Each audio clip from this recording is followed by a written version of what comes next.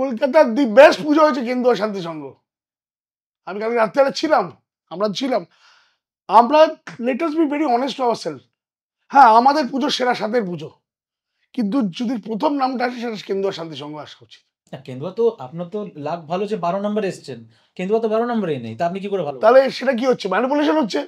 সেটা তো তার মানে কি ভালো পুজোকে আমি রাখবো না? ঠিক, যাতে এমন এমন শিল্পীকে, এমন এমন অর্গানাইজেশনকে সব প্রাইজ পাইয়ে দিতে হবে, কেন সেই শিল্পীকে সেই অর্গানাইজেশনের হয়ে বিলং করতে হবে, তাহলেই প্রাইজ পাবে। এটা কি মানে মানুষের আবেগ নিয়ে ছেলে খেলা করা হচ্ছে? আমাদের আবেগ নেই? এতগুলো যে পুজো কমিটি আছে তাদের আবেগ নেই? আপনারা চেষ্টা করুন, আপনার পরের বছর পাবেন আপনারা। প্রসেস চেঞ্জ করতে হবে, সিস্টেম চেঞ্জ করতে হবে, প্রসেস স্বচ্ছতা আনতে হবে। যেরকম এই সিস্টেম থার্ড পার্টি অডিট হয়, একদমই তাই। অডিট হয়, পাবলিক, জেনারেল পাবলিকের ভিউ পয়েন্ট নেওয়া হয়, সাজানো পাবলিক থাকে।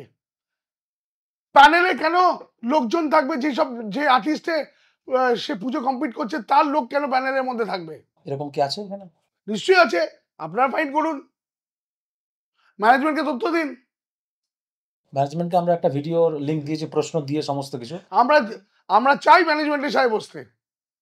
আপনার টিভির মাধ্যম দিয়ে I have personally written to Mehul Choksi, Asian পেন্টসে।